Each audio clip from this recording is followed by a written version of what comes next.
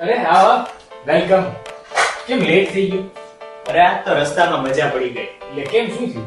રસ્તામાં બે ત્રણ કૂતરાડા આવ્યા, મેં એમની પાછળ સ્કૂટર દોડાવીને એને દોડાવ્યા. અરે યાર, એવું ના કરાય. એમની ફિલિંગ્સ હોય છે, એમને આમ હેરાન ના કરે. એવું કાંઈ ન હોય, પ્રાણીઓને શું ફેર પડે? ભાઈ, કેટલાય લોકો એવા છે જે પ્રાણીઓની સંભાળ રાખે છે. પ્રાણીઓ માટે કોઈ નવરો નથી હોતું. લાગી જાય શરત? તો ચાલ, હું તને એવા લોકોને મળવા લઈ જાઉં, પછી જ તને વિશ્વાસ થશે. ચાલ.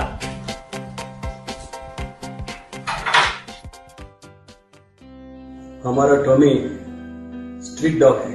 उसका जन्म हमारे ही घर के आंगन में 13 साल पहले हुआ।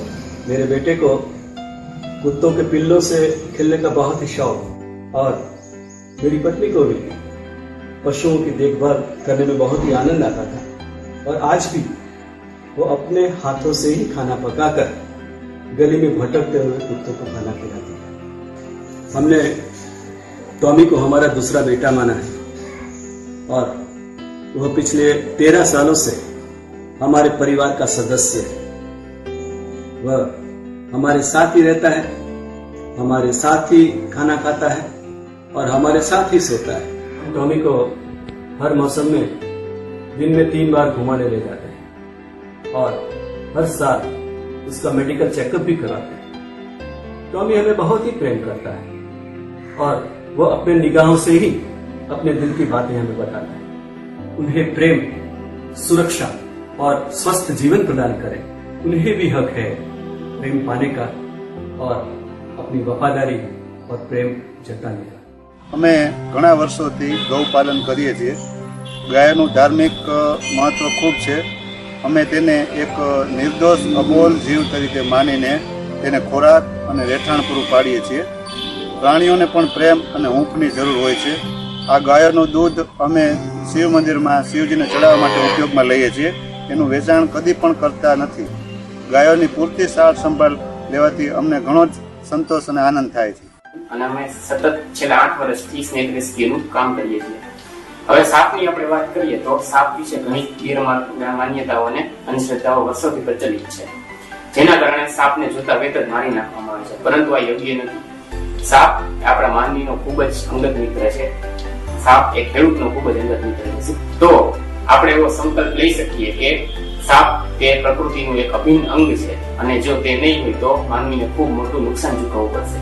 આથી આપણે સંકલ્પ લઈએ કે સાપને મારીશું નહીં અને નજીકમાં સર્પ પકડતા યુવાન મિત્રોનો સંપર્ક કરીશું અને સાપનો જીવ બચાવશું.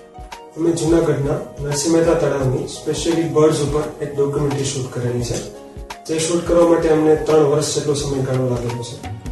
અમારો આશય એ હતો કે બધા જ વ્યક્તિઓને અને સમાજને એવો મેસેજ પહોંચે કે તેઓ પક્ષીઓની લાઈફસ્ટાઈલ જોઈ અને તેઓ કઈ રીતના જીવે છે, તેઓ કઈ રીતના શિકાર કરે છે તેમના વિશે ખબર પડે અને સ્પેશિયલી તેઓ તેમની કેર લેતા શીખે, જેથી કરીને પક્ષીઓની સંખ્યામાં દિવસે ને દિવસે જે ઘટાડો થઈ રહ્યો છે તે અટકે અને તેમની સંખ્યામાં વૃદ્ધિ થાય. ये जो एक बिल्ली है जिसको हम फेथ बुलाते हैं, उसका नाम फेथ है, वो जब छोटी थी तब से हमारे घर पर आती है और हम उसको दूध और रोटी देते हैं. अब तो वो बड़ी हो गई है और अपने 3 बच्चों को लेकर वो हमारे घर पर डेली एक बार आती है. बहुत प्यारे, बहुत अच्छे बच्चे हैं और हम उसको दूध देते हैं, रोटी खिलाते हैं और यहाँ एक उसके लिए छोटा घर भी बनाया है. 3 जो बॉक्स रखे हैं लकड़ी के और जब मैं उसको खेलते देखता हूँ उसका जो इनोसेंस है, जो प्यार है, तो बड़ा ही आनंद आता है कि जो एनिमल्स है उसमें भी एक फीलिंग है, वो भी कम्युनिकेट करते हैं और वो भी हमको पहचानते हैं.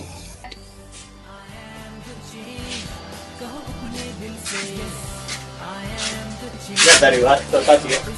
હવેથી હું પણ પ્રાણીઓને હેરાન નહીં કરું. હવેથી હું એમની સંભાળ લઈશ. कहो गुनगुना के